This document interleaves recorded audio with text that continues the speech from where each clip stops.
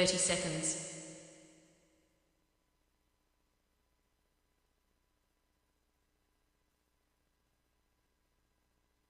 20 seconds.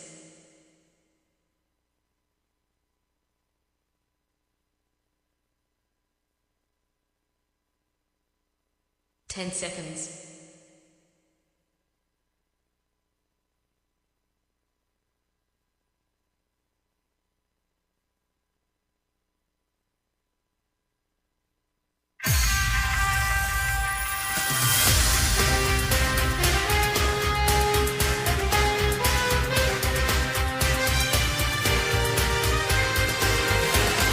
Hi, My name's J.C. McCauley. I'm Naisha McCauley, and you're watching AccessTV.org.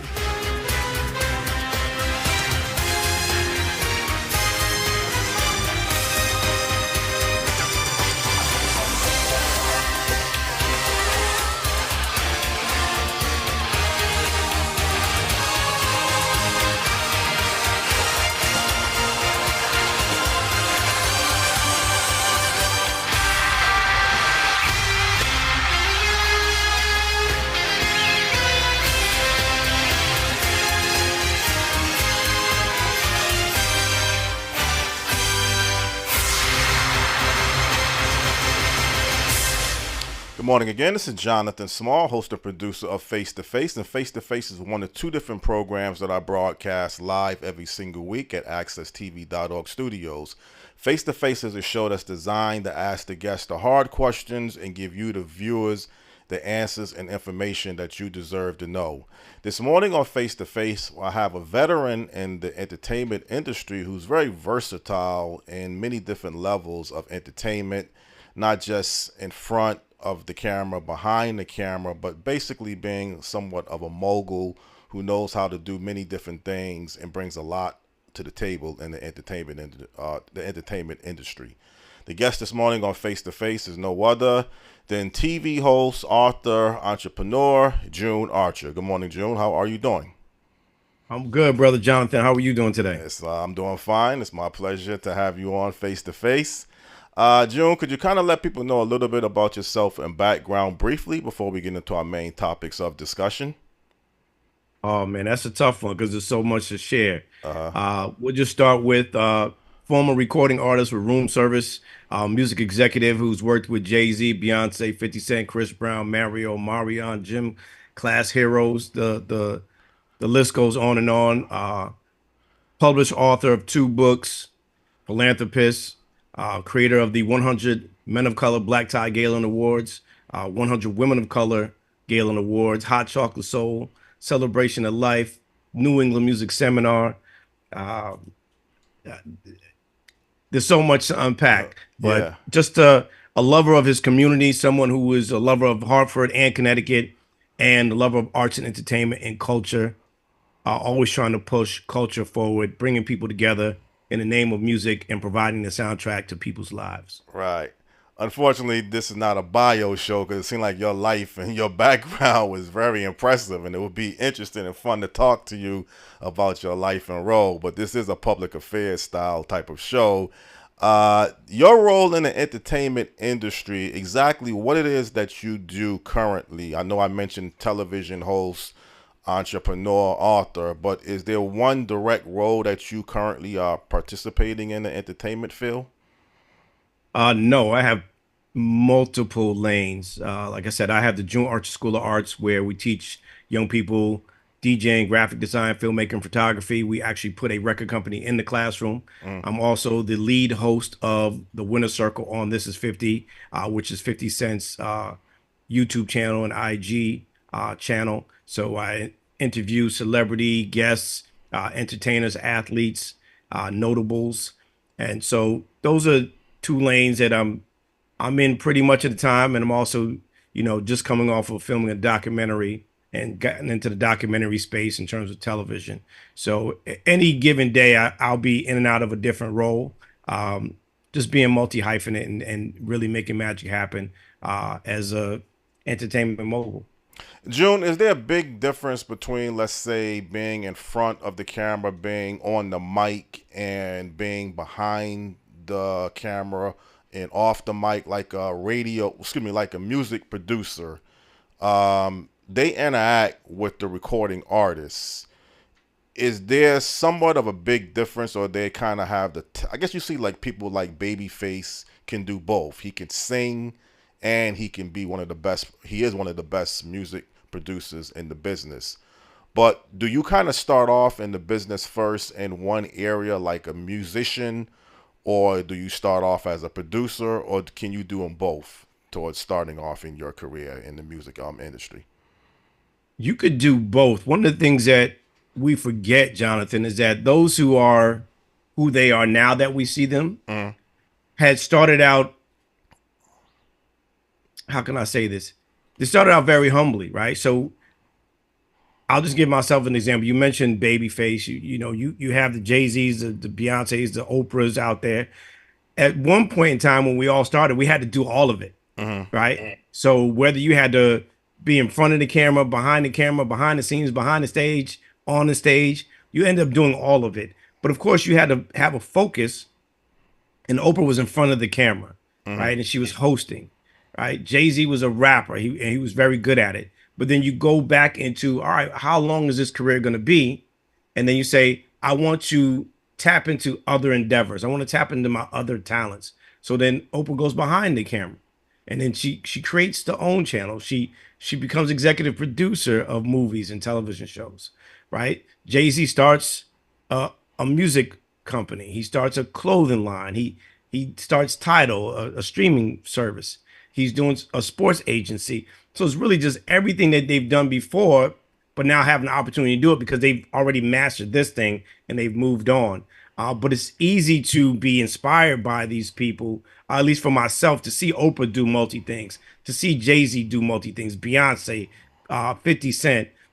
It's very inspiring because you know that you could do more than one. But what I've been taught in music industry from some of the greats and some of my mentors is always create multiple streams of revenue for yourself, right? And opportunities. If one dries up or if one is slow, you have the opportunity to do something else. And we learned that through the pandemic, right? When everything was shut down and you couldn't do anything in person, a lot of my events are in person.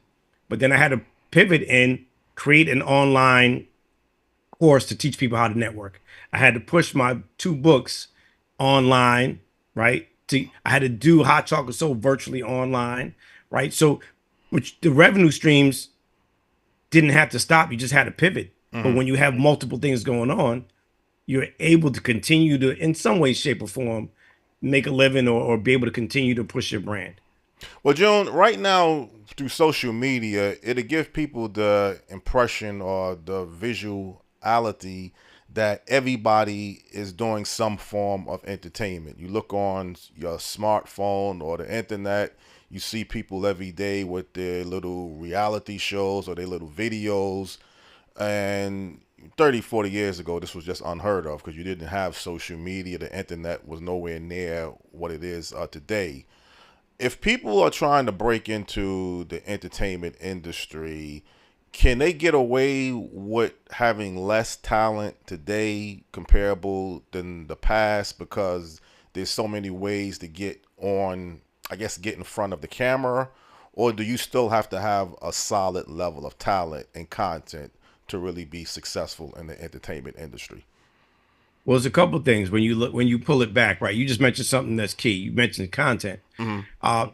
There's talent, and then there's passion, right? For those who are talented, talent is sometimes overrated because it comes so naturally. They feel like they don't have to put the work in it. But the person who's passionate, right, who has a love for something, who may not be as good, is going to do twice or sometimes 3 times the amount of work. But the one thing that's going to prevail is you can't cheat hard work. But if you have the content and you have the consistency, you're going to beat that person who has all the talent in the world, but they're like, yeah, I don't feel like posting today. Like, I don't feel like doing, like I just did one last week or I did one 2 weeks ago. That person who's not as talented but is hungry is going to continue to beat you in the head with content. And what do we learn? The more content you have, the more you have to produce, because that was yesterday or that was 10 minutes ago. So you got to figure the next thing out. But if you're able to just continue to push a brand or a narrative consistently, you're gonna have the opportunity. Not that you're gonna win, but at least you'll get the eyeballs. And if you get the eyeballs, it's gonna actually equate to something else. But it's just being consistent. Yes, exactly. Joe, when you're looking at the movie, film, television area of entertainment, and you look at the successful people, let's say, because everybody here is always Tyler Perry, but Will Packer is very successful as a filmmaker. But this area kind of that you represent, the New England area, let's say the Hartford, Springfield, New Haven area, is distribution still a big problem overall in the entertainment film industry, getting your product, I guess, distributed in front of outlets in the media? And what is the key towards getting a distribution deal like a Will Packer can sign and other A-list levels of people different than people trying to break into the industry? Well, it is a problem, and it's still a problem, and it's a consistent problem, especially for young creatives of color. Right? How do you combat that, Jonathan? I think the best way to combat that is to create more production companies and production houses and bring in writers, bring in producers. One of the things that is very disheartening is, one of our own, Michael Jai White, has been fighting to get a studio created in Bridgeport area, right? We have to figure out how we help him make that happen, whether it's funds, resources, or other. If he brings a studio to Connecticut, and there are a few of them here, right? You have Stanford who has production houses, but if we stand behind Michael Jai White and all those others, like Stan McCauley, and there's so many others out there, we have to support them, not just financially, but we have to show up to when they're doing something. We have to help them with resources.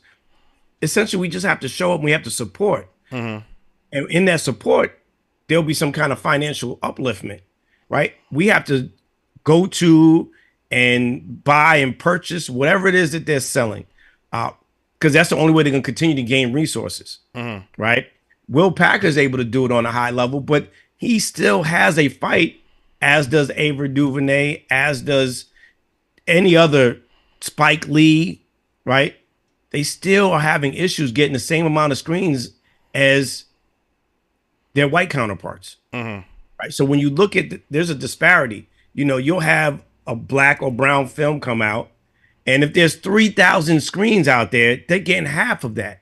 So how in the world can they reach the box office success with their white counterparts if they're in half of the movie theaters? It can't happen. But if you give us the same amount of access, we will definitely be successful. Then they will definitely have the funding to be able to fund the next project and implore other people to do exactly what made the last project successful. Right. And I think, June, sometimes we kind of put the spotlight on the big people like Tyler Perry, and he has his own movie film studio outright where he owns it. And I guess you could say he has some form of control. But there's hundreds, if not thousands, of other people who are trying to put together films, television, music studios that you just don't really hear about. And Right. But let me say this.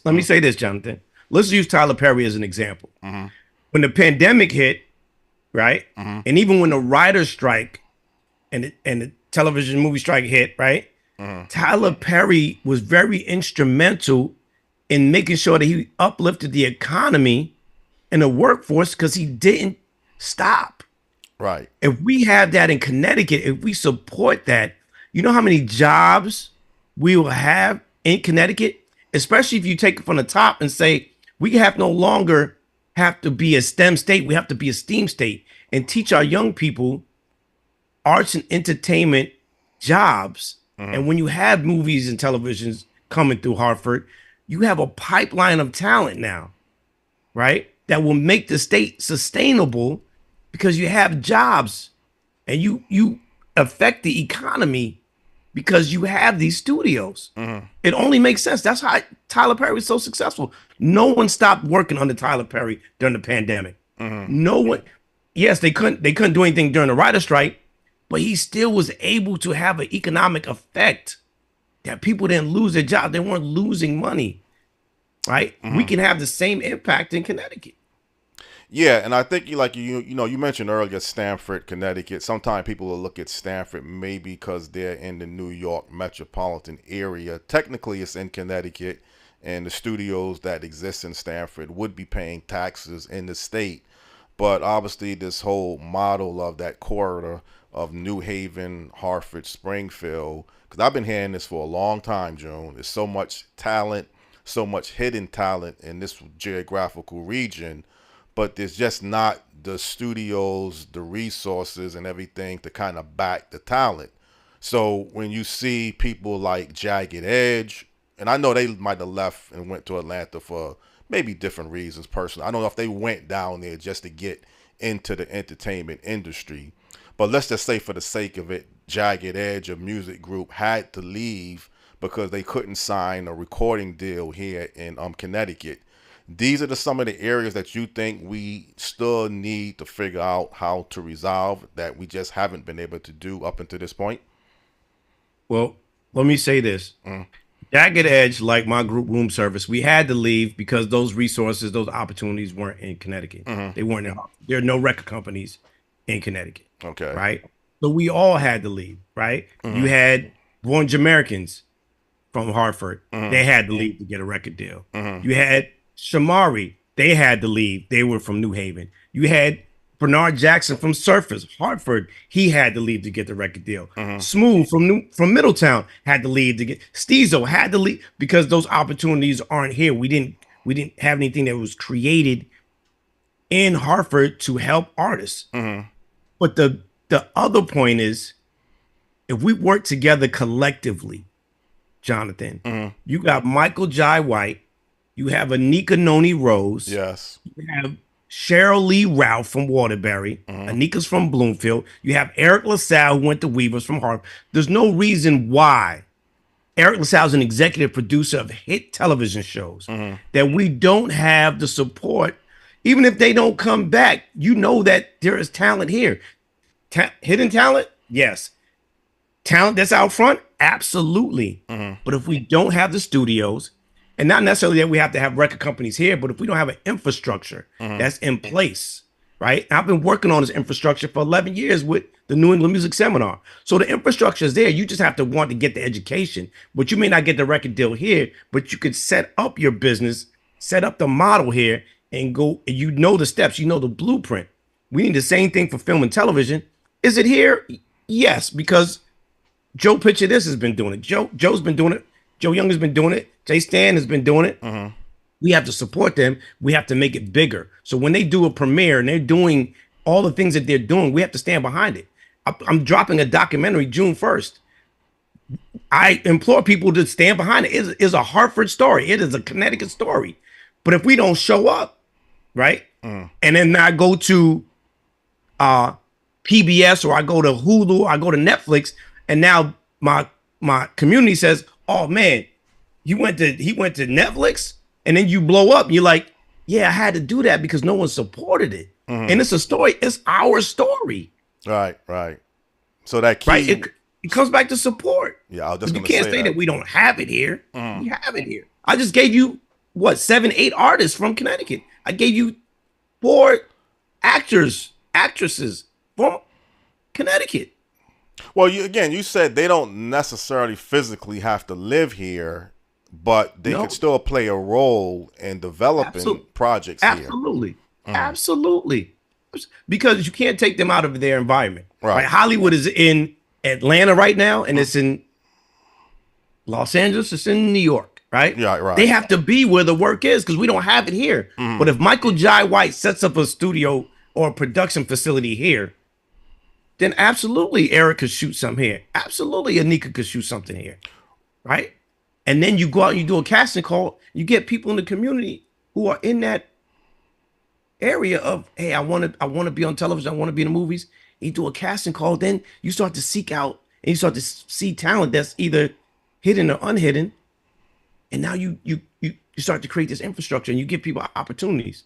And now who's to say that Ava DuVernay or Spike Lee or Issa Rae don't see these people in these other movies that are being created and produced in Connecticut and have other opportunities. And the crazy thing is too, Jonathan, is you get a 40% credit and tax break for filming in Connecticut. So why wouldn't we do more film and television here? I don't understand it. Yeah. Well, last year ago, there was a television producer, a man named Jonathan Black, who was working real hard to try to bring television and film and that whole industry in Connecticut with a studio. He has a background in Atlanta, working in Atlanta. I think he was coming from California, and it was difficult. And the main thing that kept coming up is getting the studios, getting the infrastructure here in place. Because there's like a commitment side, wouldn't it be, that if you have the studios and you have that infrastructure laid down, then you've, I guess, solved a big hurdle. Now, getting everything connected together, because you can have a big studio and still not be filming anything, but wouldn't it be kind of unlikely if you get a studio and you get that type of infrastructure in place, that the movies and the television shows wouldn't come together? I'm not gonna say that almost guarantees it, but wouldn't that give the strong leverage that you really need to convince investors that you have studio operations here now that you can say we didn't have in the past? Or is there still more to it than just getting the infrastructure in place? It's all about the money, Jonathan, right? But if you leave with the tax credit, right, and post production credit of 40% off, right, it doesn't matter. Although I mentioned Eric LaSalle, Anika Noni Rose, Michael Jai White, it doesn't matter if they're shooting here. If you have the studios here, and let's say Gerard Butler wants to shoot something, he's like, well, let's shoot it in Connecticut because we're getting a tax break that's significant. And it is cheaper. Not that it's, let's say, less expensive. When you say cheap, some people think it's less quality. So it's less expensive to shoot in Connecticut. Why do you think people started shooting in Atlanta? Because it was less expensive. Why do you think they shoot in Canada, in Montreal, and Toronto? Because it's less expensive. But if we make it attractive, Oprah would shoot here. Right. Denzel would shoot here. Spike would shoot, because they're saving off the top 40%. And if not, other incentives have to be in there, right? Right. When we do that, it doesn't matter who comes. You're still creating an infrastructure that, you know what, Scorsese is shooting out here, so that works. Spielberg is coming to Connecticut to shoot because he's taking advantage of this.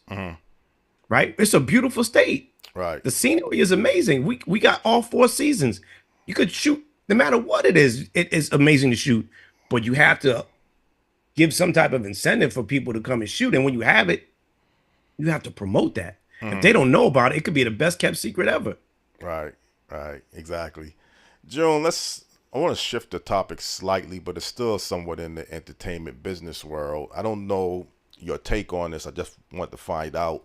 Magic Johnson recently became the 4th billionaire as a professional athlete. Now, everybody knows Magic was a high-profile former NBA basketball player, but he, to some degree, might have become just as successful, if not more, off the court as a business person than even as a professional basketball player.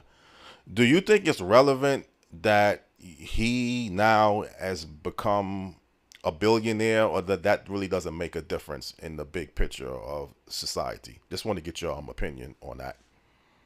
The only difference that it makes is, what is he going to do with that opportunity? Is he providing jobs? Is he providing opportunities for people, and specifically people of color? Like, what is he doing with that? So he is not a LeBron James in the fact that he is still out front. He's behind the scenes making magic happen. Pardon the pun, right? But Right.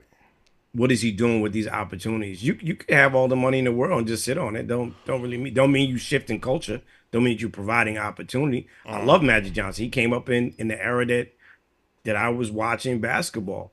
So he's relevant to me as an entrepreneur, because I want to know what he's doing entrepreneurially in those spaces, and how he got there, how he's pivoting and making these moves. But for the young Black and brown boy and girl who is loving hip hop culture right now, he's irrelevant. But how does he rebrand or figure out how to make himself relevant to those young creatives, those young athletes, uh, to see that there are opportunities that he's providing with them? That is to be seen. But I think that's what he has to. That's what I would like to see him do. Well, so far we know Magic Johnson as he has Magic Johnson Enterprise, so he has several different businesses. He's also an owner with the Los Angeles Dodgers, or part owner with the Los Angeles Dodgers, the part owner with the Washington Commandos. So successfully as a business person, there's no doubt about it. He's one of the best. But you want to see what he's doing towards the impact level, towards helping particularly black and brown people. And I thought in the beginning, when he was opening up many of his businesses, it was being credited that he was employing a lot of people in the inner cities and a lot of black and brown people, and particularly that's disadvantaged. Do you think his business model now is kind of shifted more away from that towards other areas, or do you know enough about what his business model and his business strategies is doing towards empowering black and brown people? I don't know enough, and I know that some people tend to want to fly under the radar, but now is not the time to fly under the radar. We understand what you're doing as a philanthropist and initiatives and everything that you're doing, but we need you to be intentional. We need you to stand out and say, yes, I'm going to bat for this segment of the population, and we are funding this segment of the population. We're funding efforts for these young people, right? Even if it's not black or brown, right? Who are you? Just be intentional, right? There's no need to be humble about it anymore. It's great. Oh yeah, I don't. You know how many things I do? I don't talk about it. That's great. I think that only works for certain things. I don't care where you spend your money. That could be anonymous. But we need to hear about the efforts that you're making to push culture forward, and for young people who need opportunity and platforms and environments that are going to make them better. Well, I've said this before to other people. When you make the comparison of Spike Lee and Tyler Perry, the type of films and movies that Spike Lee has done in the past, and he's been critical of Tyler Perry, justifiable or not. Spike Lee has done movies like Do the Right Thing, Malcolm X, that seems to draw a level of socialism that many people will say Tyler Perry hasn't. But Tyler Perry has been more successful as a business person. I'm not trying to pick and choose one or the other, but when you're in Hollywood or you're in the entertainment industry, is it important or really necessary of the type of films and television images that you portray, or is it really up to the audience to dictate what they want to see and let the free market go on that direction? I'm not here to pick any winners. I think that there are so many more stories to be told for black and brown people that we need to give creatives the opportunity to tell those stories. We need to hire those writers and those producers to share their stories, to create the magic that they can create, and then allow the market to support that, right? We have way too many stories in us other than slave movies, Right. right? And respectfully, I'm tired of we did something on the bus with Rosa Parks, or, you know, Martin Luther King was a great orator. Like, we've known these stories. We've been hearing about them for decades. But there's so many other people like Medgar Evers. Like, we need to hear more of those stories. We need to hear stories like Bob Marley's story that we just were privy to. There's so many other figures out there who have been idolized, but we're not hearing their stories. So I don't know if the free market would dictate it. I think the free market will enjoy different stories. We're bigger than, and we've evolved since Do the Right Thing. We've evolved since I said I'm Malcolm New X. York, New York, not New York Undercover, but all these movies are just violent movies, and it's great. We're more than the violent people. We're more than slaves. So let's talk about other stories, and we are having those opportunities with Ava DuVernay is giving us different things. Um, there's so many other wonderful directors. I don't want to leave anybody out because I'm at a loss for names, but we have plenty of women of color who are telling their stories, and we need more spaces. We need more funding to get these stories out. Yeah. Well, I guess June is no one fit for everybody. Some people are going to want to see one thing and other people are going to want to see something else. So if you have a broad range selection, so if I want to see something more serious, it's available. If someone wants to see something more humorous, it's available. So we're going to all have different flavors and different tastes what we like. But I don't think we want to continue just to see, like you just mentioned, the same Martin Luther King, Rosa Parks stories. Because how many more of those type of stories are you going to continue to show people before it becomes just the norm? So I agree with that level of challenges that you would like to challenge people in the film and television industry. The other area about people may have the impression, June, when you get into the industry, because you see so many people, sometimes fake people, sometimes people you see on reality television shows in homes, driving cars, having wads of money, and you get the impression that they are very successful. Is it more to it than that, towards really being lucrative or being able to sustain yourself when you see all of these different images through social media, Facebook, YouTube, that you probably didn't see in the past, June? It depends on who's telling the narrative, right? Everyone's giving you, or most people are giving you the highlight reel. Mm-hmm.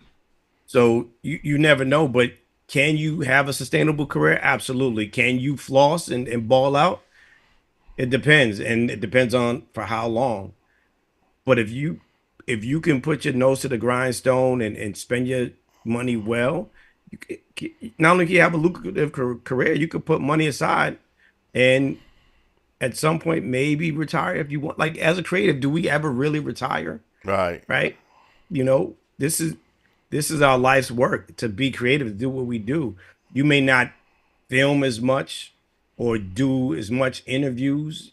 You may not write as much, but it's still in you to be a creative. And when you feel like you have something to say or something to share, you're gonna do it. Um, I don't know if that answers your question, but I feel like uh, these careers are sustainable. But we have to let our young people know that if you put the combinations of together properly, you could be successful. If you like music and you like reading, you could be an attorney. If you like music and you like to draw, you could be a graphic design artist. Design album covers or key art for movie posters. If you like music and you like logistics, you could go on tour with Beyonce or Taylor Swift and figure out their tour schedules, right? There's so many combinations, but we deter our young people because they say, "Oh, music, you're not gonna make any money in music." You think of a real career or have a backup plan. There doesn't have to be a backup plan if you give them the combinations to succeed. Well, June, I was just going to kind of ask you that question about for young people in particular, but just anybody, if you're trying to break into the entertainment industry, would it be wise enough to look at a combination of different areas? If you're just trying to become a singer, a rapper, or you're trying to become a actor or a director or producer, think beyond just those limited areas, because I guess the higher you try to aim as the musician, the artist, the actor, the more competitive, the more difficult it'll be.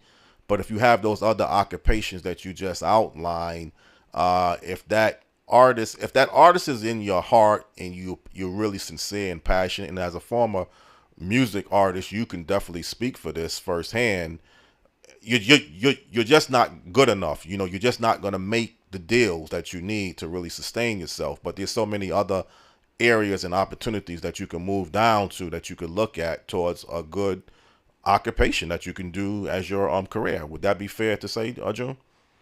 It is fair to say, but it's not. I wouldn't say it's looking down. It's trying to pivot or reinvent yourself and saying, you know what, I love music, but I love math as well. I love numbers. I could be an accountant and work for my favorite artist, calculating the money that they made on tour or on merchandise or sales of their music, Hmm. right? It's, you know what? I like music and I love to drive trucks. Maybe I can go on tour and drive, from city to city with the stage in the truck that I'm driving, Hmm. right? But you still get that opportunity to have music in your life, right? You may not be the recording artist, you may not be the musician on stage, but you play a hand in the success of that particular artist, Hmm. right? Don't look at it as a step down or a plan B. It's, hey, if I put these two things together, man, this would be dope. I could have a career. I could make six figures. I could travel the country. I could put stamps in my passport, Yeah. right?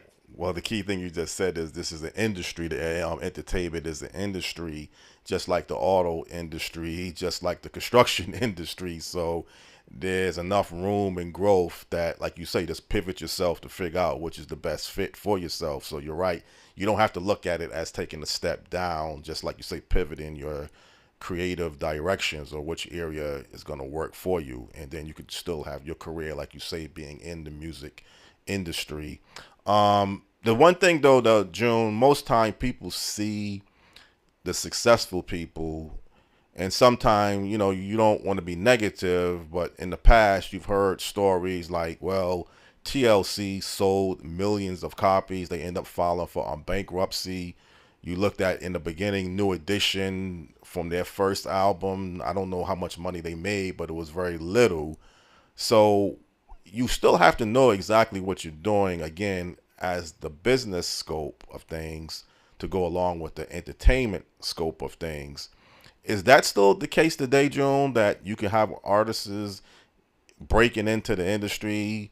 I know how music albums are sold is much different today, but is there any horror stories like what happened with TLC that still currently exist today that many people may not be aware of? Well, for artists, those stories will continue to exist if you don't handle your business, Hmm. right? Mama and them, Craig and them can't help you with that. You have to get an attorney. You have to get someone who actually knows that industry, the ins and outs, that can help guide you and help you navigate certain waters. Hmm. Every artist comes into the business and you have to negotiate your contract. No contract in any type of business is advantageous to you. It's advantageous to the person who's giving you the contract. Hmm. It is up to you to negotiate the standards that are in that contract. And then for that, you have to have an attorney that can literally say, okay, what would you like and what do you want me to express that you want in this contract? And Hmm. in this contract, it'll tell you what you want to do, what you don't want to do, how much money you're going to make for the duration, whether you're going to have your name and likeness, whatever. There's all this minutia in there, right? Hmm.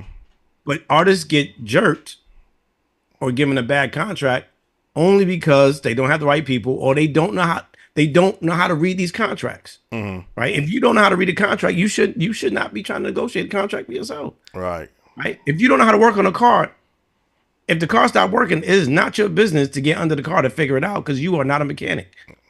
Exactly. Exactly. Something will go wrong. Hmm. It's like, I think it's a whole team component. Some people who have the talent as the entertainer don't try to and I guess you do need to know what you're doing, even if you don't know how to sign or handle the legal ramifications of a contract. But if someone knows more about math, they knows more about accounting, let that person handle that area, and don't you try to figure it out. I mean, brilliant presentation, June. I mean, you've answered every question that I've tried to throw out you in this entertainment industry, and you've been very impressive. And definitely, I think your bio definitely would stand out. How long have you kind of been away from the actual music side of this R&B group that you used to be part of? Just want to ask you that question. Oh, I never really stepped away from it. I just Mm-hmm. made a pivot when I authored my books and when I went on tour with Trent Shelton and E.T. the Hip Hop Preacher. I just pivoted, but even during those times, I was doing music for ESPN, bringing my producers and songwriters together to create content for Sunday NFL Countdown. I've worked on Get Rich or Die Trying. I've worked on American Gangster. I've worked on Hitch. I've worked with Beyonce for the Pink Panther movie. So I'm the guy that people call to put the producers and the writers in the room and come out with a hit record Oh, or okay. a decent song. So I've never walked away from music. It's even with 50 in the power shows, I've been asked to reach out to the locks, Jada Kiss and Styles P, because I'm friends with Styles P. They want music in one of the power episodes. So I broker that situation. So I never really step away. Like it's my foundation. It's who I am. It's my first love. So I've created the relationships from room service. Hmm. And from that, I've been able to do everything that I'm doing now because of those relationships through room service. Sounds like a real excellent way to end this particular segment. I mean, definitely you are one of the A-list people. I didn't really, I mean, I knew you were big. I just, for some reason, we never crossed paths in the past, which is kind of hard when you're in a small little area like this. But definitely, man, you brought a lot to the table. I'll give you an A rating for your presentation this morning.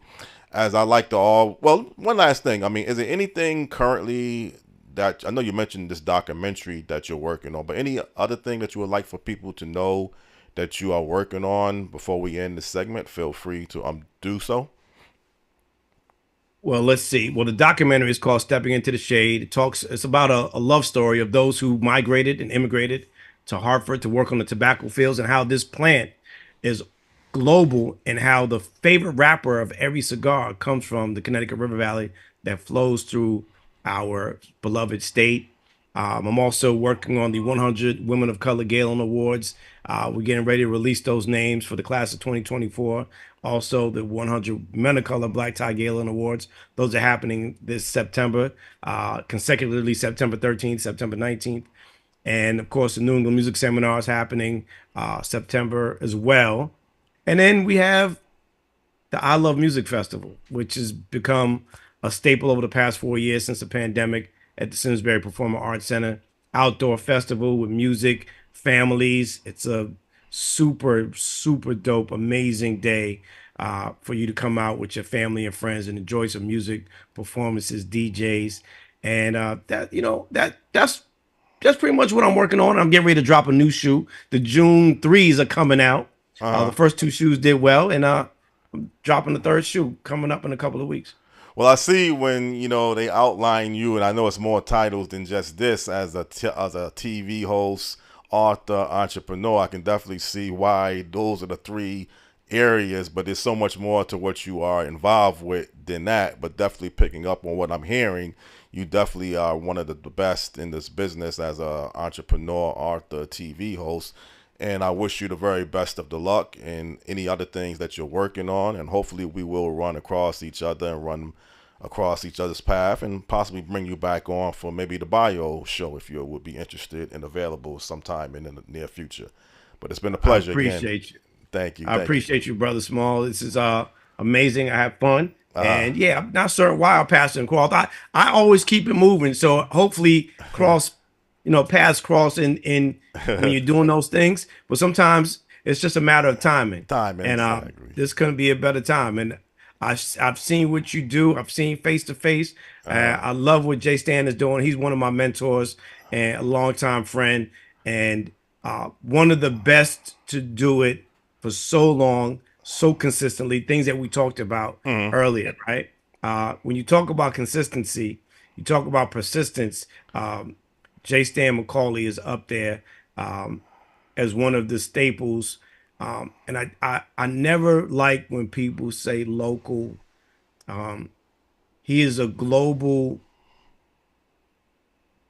man who has been doing so much for his community for so many years, consistently, year after year, providing opportunity, not even for young people, Mhm. but for those who want to dive into this industry, teaching them in front of the camera, behind the camera, right? And investing not only in himself, but also his community. Um, he is one of the reasons why I am who I am because I've looked to him, I've looked to Joe Young, and so many others in this industry when I was a young man coming up. Room service only had the opportunity to perform at Greater Hartford Community College or any high school and college talent shows, Mhm. right? And that was when we literally took over, right? We were the premier group. There was Jagged Edge and there were others, but we were the group that everybody fell in love with because we stayed home. We were here. Or we were closer to home, I should say, because we were living in splitting our time between Jersey and Hartford. Mm. But we always came back to talk to kids and go to high schools and perform for them and really be out in the community, which is why we were the hometown favorites at that point. But when we look at the J Stands and the Super Joes and the Joe Youngs, and we stood on their shoulders. Mm. And I stand on their shoulders. That's the only reason why I am who I am. So I thank them. And I believe I had the opportunity when I actually, J Stan, I think he was either inaugural class 100 Men of Color or the second, but like, I got the opportunity to thank them for being who they are, for allowing me to be who I am. So, Jonathan, keep doing what you're doing. I appreciate it. I thank you for this opportunity. The questions were amazing. Mm. Keep doing what you're doing, and our paths will cross again. Definitely, definitely. Likewise. And it was, again, a pleasure having you on face to face this morning. And definitely, I wish you the very best of luck in the very near future. Again, stay strong. Okay. Okay, this is Jonathan Small. Just enjoyed hosting this edition of Face to Face with the special guests, television host, author, entrepreneur, and so much more. June Archer. Learned a lot about the business side of the entertainment from him and some other things that he was involved with. And definitely it was a nice atmosphere, a nice interview to have June Archer on Face to Face this morning. As I say every single week, I like to rotate the shows, have a little bit of a challenge next week because I like to do an All About You show. But the guests that I have already lined up is more designed as a face-to-face public affairs issue. So I don't know how I'm going to figure this out. But I'll definitely come back with some solution, either to do a face-to-face show and talk about the issues. I want to keep the streak going, rotating every week. So let me figure that out. But until I see you again out there, for people out there, have a very blessed day and keep the faith. Thank you.